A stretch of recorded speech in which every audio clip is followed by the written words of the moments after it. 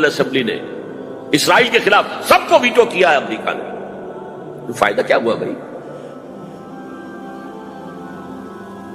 General assembly کا فیصلہ کشمیر کے بارے میں موجود ہے 55 سال سے، اس پر عمل درآمد نہیں ہو سکتا. تو وہ در حقیقت جب عدل انسان کے اندر نہ ہو، اللہ پر ایمان اور یقین نہ ہو. Hello guys, welcome back to my YouTube channel Shahab reaction Urdu. تو امید رکھتا ہوں سارے دوست ٹھیک ٹھاک اور اچھے ہوں گے.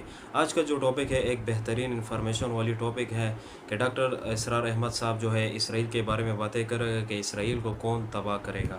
کیونکہ ڈاکٹر اسرار احمد صاحب نے جو ہے پچھلی ملکوں کے بارے میں جو ہے باتیں کی تھی، وہ آج ثابت ہو گئی ہے. تو آئیے دیکھتے ہیں اس ویڈیو میں اور انفارمیشن جانتے ہیں اور پھر اس ویڈیو کے بعد جو ہے اس پر بات چیت کرتے ہیں. تو سٹارٹ ہونے سے پہلے آپ سے چھوٹا سا ریکویسٹ ہے، چینل کو سبسکرائب کریں، لائک کریں. اور ہندوستان اور خراسان یعنی موجودہ افغانستان کا ذکر.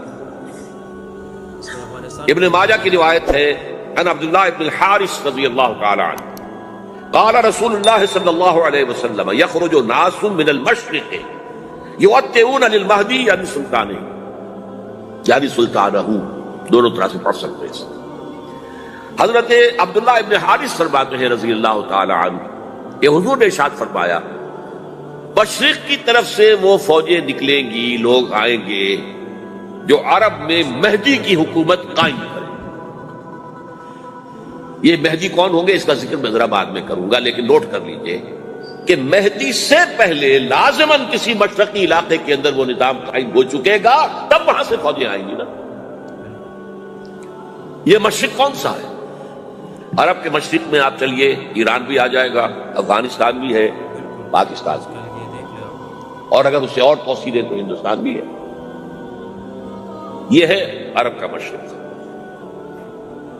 اس سے فوجیں جائیں گی. اس کا کیا مطلب ہے کہ اس میں سے کسی جگہ پر نظام خلافت پہلے قائم ہو جائے گا تاکہ وہاں سے فوجیں جائیں گی جو جزیرہ نما عرب میں حضرت مہدی کی حکومت کو قائم کریں. اب دوسری حدیث سنیے. یہ سنن ابن ماجہ کی حدیث تھی جو میں نے آپ کو سنائی، آپ نے پڑھی. دوسری عن ابی ہریرہ رضی اللہ تعالی عنہ، یہ ترمذی شریف کی روایت ہے. قال قال رسول اللہ صلی اللہ علیہ وسلم یخرج من خراسان رایات سود لا يردها شیء حتی تنصب بایلیا. خراسان کے علاقے سے سیاہ جھنڈے لے کر فوجیں آئے گی، ان کا رخ کوئی موڑ نہیں سکے گا، ان کو پیچھے پھیر نہیں سکیں گے کوئی بھی، یہاں تک کہ وہ یروشلم میں جا کر جھنڈے نصب کر دیں گے. ایلیا حضور کے زمانے میں یروشلم کو کہتے تھے.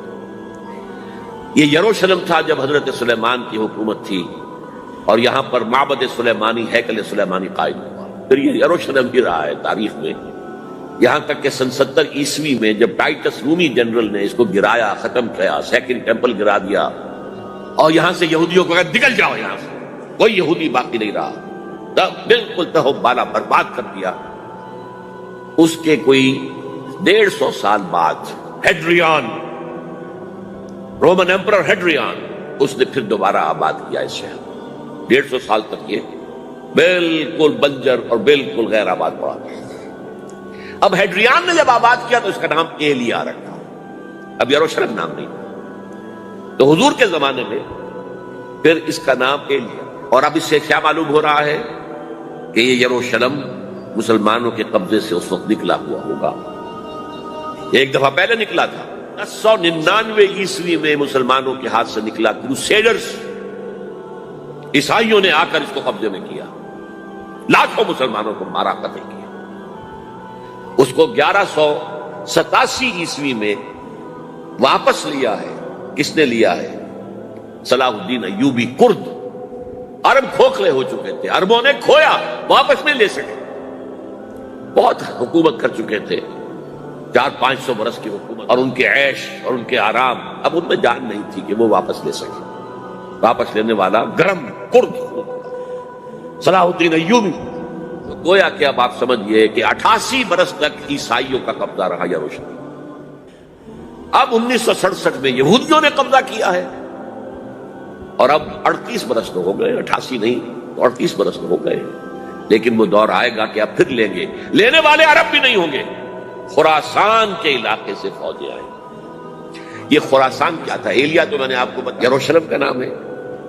خراسان اس زمانے میں ایک بہت بڑے ملک کو کہتے تھے. کچھ حصہ پاکستان کا بھی اس میں شامل ہے, کچھ حصہ ایران کا بھی ہے. ایران کے اس حصے کو اب بھی خراسان کہتے ہیں. خراسان ایک صوبہ ہے ایران کا چھوٹا سا.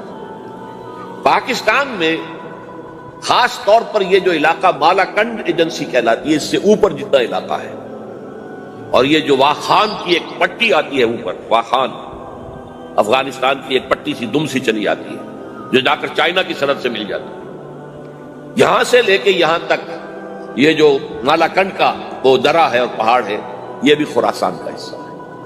باقی تقریباً 2/3 آف افغانستان ساؤدرن حصہ نہیں ہے خراسان کا حصہ, یہ سیستان کہلاتا تھا, یہ خراسان نہیں ہے. لیکن یہ کہ اوپر کا 2/3 آف افغانستان اور اس کے ساتھ یہ جو عرب جو اب یہ ترک ممالک آزاد ہوئے ہیں سوویت یونین کے ڈسولوشن کے ساتھ, یہ سارا علاقہ کہلاتا ہے خراسان بزرگ, دی گریٹ خراسان. ایک مرتبہ ایک یہاں کا جو کونسلیٹ ایران کا وہ آئے تھے میرے پاس, ان کے ایک اہم آدمی, ان سے میں نے پوچھا خراسان, تو پہلے تو ان کا خراسان ہمارا ایک صوبہ تھا. نہیں مجھے خراسان, او خراسان بزرگ, وہ جو دی گریٹر خراسان کی بات کر رہے ہیں وہ یہ تھا. پھر میں نے اور طریقوں سے بھی تحقیق کی. پہلے خیال تھا کہ پورا افغانستان اس میں شامل ہے, لیکن اب معلوم ہوا کہ نہیں, یہ جو جنوبی حصہ ہے یہ سیستان کہلاتا تھا. کچھ بلوچستان کا حصہ اس میں شامل تھا اور کچھ یہ جنوبی حصہ افغانستان. یہاں سے فوجیں جائیں گی اور یہ فوجیں جا کر خراسان سے چل کر ایلیا پہنچیں گی, یروشلم پہنچیں گی اور اپنے جھنڈے گاڑیں. اس کا جو نتیجہ نکلتا ہے وہ آپ سمجھ لیجئے. اس میں بھی اب میں اس سیر ترجمان القرآن اقبال کا ایک شعر آپ کو سنا رہا ہوں. ایک تو انہوں نے جو اردو میں کہا تھا, میرے عرب کو آئی ٹھنڈی ہوا جہاں سے, میرا وطن وہی ہے, میرا وطن وہی. ٹھنڈی ہوا حضور کو آئی, مجھے ہندوستان کی طرف سے ٹھنڈی ہوا آ رہی ہے صلی اللہ علیہ وسلم. اس کا جو ہے حوالہ مجھے نہیں مل سکا ہے اب تک, لیکن لوگ مانتے ہیں کہ ہاں ہے, حدیث ہے, پڑھی ہے ہم نے, لیکن بتا نہیں پا رہے. اور ظاہر بات ہے کہ حدیث کا ذخیرہ اتنا وسیع ہے کہ اس میں سے تلاش کرنا آسان کام نہیں. اور اقبال کو کافی علم تھا ان چیزوں کا, اس کو بغیر کسی بنیاد کے نہیں کہہ سکتا. میرے عرب کو آئی ٹھنڈی ہوا جہاں سے, میرا وطن وہی ہے, میرا وطن. لیکن اس سے بھی زیادہ جو بات ہے وہ علامہ اقبال کا ایک شعر ہے جس کے پہلے مصرعے میں تو حضرت مہدی کا ذکر ہے, وہ میں بعد میں اس کا ذکر کروں گا جب ان کا وقت آئے گا. خضر وقت از خلوت دشت حجاز آید برون. خضر وقت, وقت کا خضر, میرے نزدیک وقت کا مجدد حضرت مہدی, وہ خلوت حجاز سے باہر آئیں گے. خضر وقت از خلوت دشت حجاز آید برون, کارواں زی وادی دور و دراز آید برون. کارواں اس وادی دور و دراز سے چلے گا. یہ وادی دور و دراز کون سی ہے؟ وادی سندھ. وادی سندھ کا تصور پتہ نہیں آپ کو کیا ہے. آپ کو معلوم ہونا چاہیے کہ وادی سندھ, یہ سارے ٹریبیوٹس جو آ رہے ہیں جو وادی اس دریائے سندھ میں مل رہے ہیں, جیسے ایک درخت ہوتا ہے اور اس کی شاخیں ہیں, وہ تو درخت کے تنے سے نکلی ہیں. ایک یہ کہ ٹریبیوٹریز ہوتی ہیں, چھوٹے چھوٹے دریا ہوتے ہیں, وہ ملتے ہیں تو ایک بڑا دریا بنتا ہے. یہ ٹریبیوٹریز مشرق سے بھی آ رہی ہیں سندھ میں, اور مغرب سے بھی آ رہی ہیں. افغانستان کا جو مشرقی حصہ اسی وادی سندھ کے اندر ہے, اور یہ موجودہ پاکستان, بلکہ اس میں سے کچھ حصہ جو ہم چھوڑ چکے ہیں, ہم سے نکل گیا دریائے ستلج تک, یہ اس وادی سندھ کا حصہ ہے. کہاں آ رہا ہے ستلج؟ سندھ میں. اور بیاس تو ستلج میں پہلے ہی آ گیا, راوی آ گیا, چناب آ گیا, جہلم آ گیا, سب سندھ میں پہنچ گئے. پیٹن کوٹ میں سے پہنچ گئے, نہیں پہنچ گئے. اوپر سے یہ دریائے سوات آ رہا ہے, یہ دریائے دیر آ رہا ہے, یہ دریا فلاں آ رہا ہے, یہ دریا فلاں آ رہا ہے, سب دریائے کابل میں ہو کر کہاں پہنچے؟ سندھ میں. اوپر سے دریائے ہنزا آ رہا ہے, دریائے گلگت آ رہا ہے, کہاں آ کر گرے؟ سندھ میں. پھر یہ جو دریا آ رہے ہیں جو ہمارے جو ہے درے, درائے گومل سے چلا آ رہا ہے, کوچی چلا آ رہا ہے, کہاں جاتے؟ سندھ میں. یہ پوری وادی ہے. یہ افغانستان کا مشرقی حصہ جو پختون ہے, 100% پختون, وہ در حقیقت وادی سندھ کے اندر ہے. یہ دو طرف سے وادی سندھ. کارواں زی سے مراد ازیں، کارواں ازیں وادی دور و دراز آیت برو، فوجیں یہاں سے جائیں گی حضرت مہدی کی حکومت قائم کرنے کے. خضر وقت از خلوت دشت حجاز آیت برو، کارواں زی وادی دور و دراز آیت برو. یہ ہے اس سیر کا. حالانکہ یہی شخص ہے جو اپنے خطبات کے اندر نفی بھی کرتا ہے کہ یہ مہدی اور وہ یہ سب تصورات جو ہیں یہ کوئی صحیح نہیں ہے، اور یہ پرانی کوئی روایات چلی آ رہی تھی، ہر مذہب میں تصور ہے. اس طرح کی بات کہی. عقل جب عقل سے بات کرتا تھا اس میں ٹھوکریں کھاتا تھا. جب دل سے اس کے یہ سیلاب کے معنی چشمہ ابھرتا تھا دل سے اس کی شاعری کا، اس میں ہوتے تھے وہ حقائق کہ جو ابدی. اس پر جو اشفاق صاحب ہوتے تھے ہمارے ہاں، اشفاق احمد ادیب، ڈرامہ نگار تلقین شاہ، انہوں نے بڑی پیاری بات کہی تھی. اگرچہ ان کا مذاق اڑایا تھا روزنامہ نوائے وقت نے، بات بڑی پیاری تھی. اقبال ایک دن کا اقبال تھا، ایک رات کا اقبال تھا. دن کا اقبال فلسفی تھا، وہ اپنی عقل سے غور و فکر کرتا تھا. اس کا حاصل تو ہے وہ لیکچرز، خطبات، ان میں بہت سی باتوں پر علماء کو شدید اعتراض. ایک رات کا اقبال تھا، اسے الہام ہوتا تھا، سیلاب آتا تھا شاعری کا، اور وہ اقبال جو ہے اصل اقبال. اور اس کو کہا اقبال نے خود. ڈاکٹر یوئنگ ہوتے تھے جو پرنسپل تھے ایف سی کالج کے، ان کے نام سے یوئنگ ہال اب بھی موجود ہے نیلا گنبد چوک میں. ایک ہاسٹل بنایا تھا انہوں نے، یوئنگ ہال. ایک دعوت میں سب جمع تھے، ڈاکٹر یوئنگ بھی تھے، علامہ بھی تھے. یوئنگ نے بڑا تیکھا وار کیا کہ ڈاکٹر اقبال، ہم نے سنا ہے کہ آپ جیسا آدمی بھی وربل ریولیشن کا قائل ہے. تو پہلے مسئلہ سمجھ لیجئے ورنہ واقعہ سمجھ نہیں آیا تھا. ایک ہے وربل، وحی باللفظ. قرآن کے بارے میں ہمارا عقیدہ یہ الفاظ اللہ کے. ایک ہوتا ہے وحی، لیکن اس وحی میں لفظ جو ہے وحی کا نہیں ہوتا، بلکہ وہ انسپیریشن کہلاتی ہے. کوئی بات آپ کے ذہن میں ڈال دی گئی، آپ نے اپنے الفاظ میں اس کو ادا کیا. تو یہ سمجھتے ہیں کہ وحی جو ہے یہ ہمیشہ وحی باللفظ وربل نہیں ہوتی. یہ عیسائیوں کا عقیدہ ہے. اور وہ عقیدہ کیوں بنایا ہے؟ اب ایک بات سے بات نکل رہی ہے. انجیلیں 100 سے زیادہ تھیں، اب بھی کم سے کم 4 کو کینونیکل کہتے ہیں. تو ان چاروں میں اختلاف ہے، تو کون سی انجیل ہے؟ میں جب پڑھتا تھا میڈیکل کالج میں تو میں نے منٹگومری میں ایک بہت بڑا کمیشن ہے، اور تو وہاں پادری صاحب سے مسٹر وائٹ جا کے میں نے کہا کہ which one of these is Bible. اب جواب آپ سنیے، ذہانت کا شاہکار ہے. none of them is Bible. Bible is in them. ان میں سے کوئی بائبل نہیں ہے، بائبل ان کے اندر ہے. یعنی جو مفہوم عیسیٰ کو وہ خدا سمجھتے ہیں اور ان کو اپوسٹلز کہتے ہیں، یہ نبی تھے حضرت عیسیٰ کے، رسول تھے. یہ متی ہوں یا جون ہوں، جو بھی ہے اپوسٹلز ہیں. تو جو حضرت عیسیٰ نے ان سے کہا وہی کی، انہوں نے اپنے الفاظ میں اس کو ادا کیا ہے، لہذا علیحدہ ہو جائے گا وہ اپنا، جیسا کہ احادیث کے اندر ہے. تو اقبال سے کہا کہ اقبال، ڈاکٹر اقبال، میں نے سنا کہ آپ بھی وربل ریولیشن کے قائل ہیں. کہ بالکل، اور مجھے تو ذاتی تجربہ ہے. مجھ پر جو شعر اترتا ہے وہ الفاظ میں ڈھلا ہوا ہوتا ہے، میں تبدیلی کرنا چاہوں تو نہیں کر سکتا. چپ ہو گیا یوئنگ. اب آگے کیا بولے گا یوئنگ؟ تو بہرحال اقبال کا یہ شعر جو ہے رات کے اقبال کا شعر ہے، یہ اس اقبال کا جس کو الہام ہوتا تھا. خضر وقت از خلوت دشت حجاز آیت برو، کارواں زی وادی دور و دراز آیت برو. اب میں نے اب تک تو یہ ڈسکس کیا ہے قرآن، حدیث، سنت اور ایک ترجمان القرآن کے حوالے سے. اب آئیے عالمی حالات کے حوالے سے دیکھیں. عالمی حالات سے بھی معلوم ہوتا ہے کہ ایک عالمی ریاست تقدیر مبرم ہے. زمانہ تیزی کے ساتھ ادھر جا رہا ہے، جبکہ پوری دنیا کی ایک ریاست ہے، بلکہ بہت پہلے سے اس کا تقاضا پیدا ہو چکا ہے. دنیا اتنی چھوٹی ہو گئی ہے، آج آپ اسے کہتے ہیں گلوبل ولیج. یہ تو گاؤں کے مانند ہے. اب کوئی فاصلہ نہیں رہا. امریکہ میں تاج پوشی ہو رہی ہے بش صاحب کی، ان کا منظر ہم بیٹھے دیکھ رہے ہیں، سارا کا سارا 12,000 میل دور بیٹھے ہوئے دیکھ رہے ہیں. دنیا کیا ہے؟ یہ تو ایک گاؤں ہے، ایک شہر ہے. اور ایک عالمی ریاست اگر قائم نہیں ہوتی تو دنیا میں کبھی امن قائم نہیں ہو سکتا.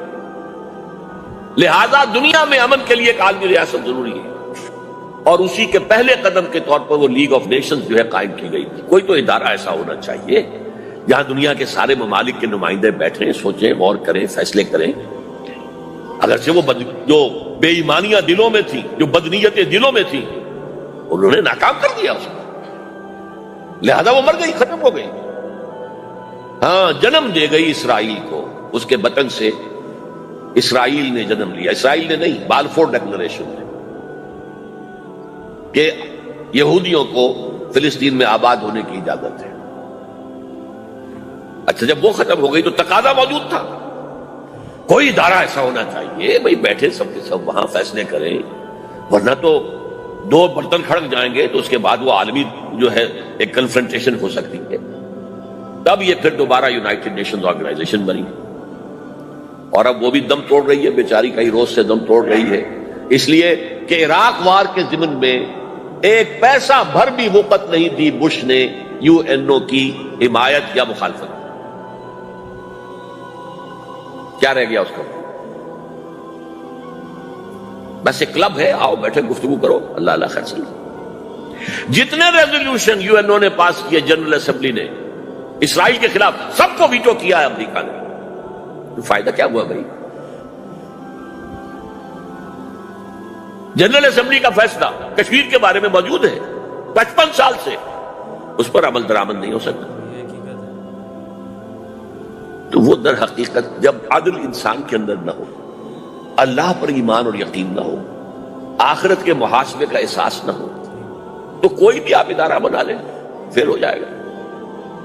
ایک زمانے میں، وہ بھی میرے زمانہ طالب علمی کا ہے، جمعیت طلبہ والے جو ہے کراچی سے نکالا کرتے تھے اسٹوڈنٹس وائس، ایک انگریزی ہفت روزہ، اس میں لکھا تھا یو این او کا مطلب ہے یونائٹڈ نیشنز آرگنائزیشن نہیں، انٹائڈ نیشنز آرگنائزیشن، جو بندھی ہوئی نہیں ہے آپس میں. یہ نیشنز جو ہیں ان کا کوئی آپس میں تعلق نہیں ہے، ان کی آرگنائزیشن انٹائڈ، یونائٹڈ کی بجائے.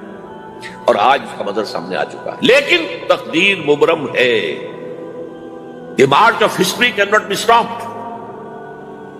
چاہے نیو ورلڈ آرڈر آئے، چاہے جسٹ ورلڈ آرڈر آئے، آئے گا ورلڈ آرڈر، جس میں کوئی شک نہیں ہے. گلوبلائزیشن ہو رہی ہے، ٹرپس کا معاہدہ ہو رہا ہے. یہ سارا جو ہے کدھر ہم سفر کر رہے ہیں، کدھر جا رہے ہیں؟ Towards a world state. اس عالمی ریاست کے قائم ہونے میں کمپیٹیٹرز کون کون ہیں؟ کون اپنا نظام قائم کرنا چاہتا ہے؟ اس کے لیے اقبال کے دو شعر. دنیا کو ہے پھر مارکہ روح و بدن پیش، مارکہ روح و بدن، روحانیت اور میٹیریلزم. دنیا کو ہے پھر مارکہ روح و بدن پیش، تہذیب نے پھر اپنے درندوں کو مار. تہذیب کے درندے، یہ ہے مغربی قوموں کے لیے بہترین لفظ، تہذیب کے درندے. کہتے ہیں سیویلائزیشن سیویلائزیشن سیویلائزیشن، اور جو درندگی وہ کرتے ہیں، کوئی بھیڑیے وہ درندگی نہیں کر سکیں گے جو وہ کرتے ہیں. دنیا کو ہے پھر مارکہ روح و بدن پیش، تہذیب نے پھر اپنے درندوں کو ابھارا. اللہ کو پامر دیے مومن پہ بھروسہ، ابلیس کو یورپ کی مشینوں کا سا. This grand confrontation is very soon to come, very soon to come, very soon to come. ایک طرف اللہ ہے اور مرد مومن ہے، دوسری طرف ابلیس ہے اور اس کا سب سے بڑا ایجنٹ یہودی ہے، اور یہودیوں کے سپورٹرز عیسائی. یہ ہے دو طرفہ، یہ دو فریق ہیں. اور وہ میں آپ کو پہلے سنا چکا ہوں نظم. ابلیس نے کہا تھا مجھے نہ جمہوریت کا کوئی خطرہ ہے، نہ کوئی فاشزم سے خطرہ ہے، نہ کوئی اشتراکیت سے خطرہ ہے اگر کوئی خطر مجھ کو تو اس امت سے ہے جس کی خاکستر میں ہے اب تک شرارے آس. خال خال اس قوم میں اب تک نظر آتے ہیں، وہ کرتے ہیں اشک سحرگاہی سے جو ظالم وضو. وہی خطرہ ہے جس کا ذکر کیا جب یو ایس ایس آر ختم ہو گئی، جس کے لیے نیٹو بنایا گیا تھا، جس کے لیے سیٹو بنایا گیا تھا، جس کے لیے سینٹو بنایا گیا تھا to contain U S S R. اب جب یو ایس ایس آر ختم ہو گیا، وہ تو سربت سجود ہو گیا مغرب کے سامنے. ہاتھ پھیلا کر بھیک مانگنے کی پوزیشن میں آ گیا. اس وقت اثر نو نیٹو کو آرگنائز کر رہے ہیں, ایکسٹینڈ کر رہے ہیں. کسی نے پوچھا چیف آف دی نیٹو سے کہ یہ اب آپ کو کس بات کا دیں؟ ہمیں مسلم فنڈامنٹلزم سے خطرہ ہے. وہ جو ابلیس نے کہا وہی اس نے کہا. ہمیں اندیشہ ہے مسلم فنڈامنٹلزم سے, لہذا ہمیں چوکس رہنا ہے, اور مضبوط کرنا ہے, اور تکڑے ہونا ہے. یہ ہے در حقیقت ہے اگر کوئی خطر مجھ کو تو اس امت سے ہے جس کی خاکستر میں ہے اب تک شرار عرض. اب دیکھیے, ایک طرف میں نے بتایا ایک یہودی ہیں اور ان کے خواب ہیں. خواب کیا ہے؟ گریٹر اسرائیل قائم کرنا,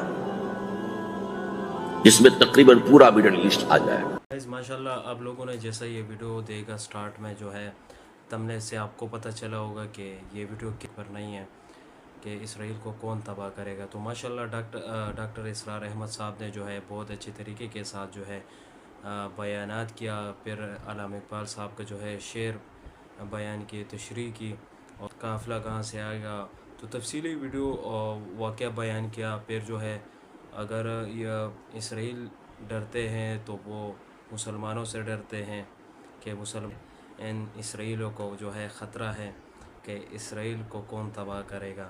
تو ماشاءاللہ ڈاکٹر اسرار احمد صاحب نے جو ہے بہت تفصیلی واقعہ جو ہے سٹارٹ کیا. پھر جو ہے آپ لوگ دیکھیں نا کہ امریکہ کیا کر رہا ہے, اسرائیل کیا کر رہا ہے, ایران کیا کر رہا ہے, کہ آپس میں جو ہے جھگڑ رہے اور جنگ ہو رہا ہے. تو سب سے جو خطرہ ہے اسرائیل کو وہ مسلمانوں سے ہے کہ مسلمانوں سے یہ لوگ ڈرتے ہیں. تو بس گائز یہ ڈاکٹر اسرار احمد صاحب نے جو ہے تفصیلی واقعہ بیان کیا. آپ لوگوں نے جو ہے اس ویڈیو میں سب کچھ دیکھا, اور آپ جو ہے اگر آپ لوگوں نے سارا ویڈیو واچ کر دیا تو اپنی قیمتی رائے آپ کومنٹ میں آپ ضرور دیں کہ آپ لوگوں کو ویڈیو کیسے لگی. اور یہ تھی ویڈیو, اگر ویڈیو اچھی لگی تو چینل کو ضرور سبسکرائب بھی کریں, لائک کریں اور شیئر کریں.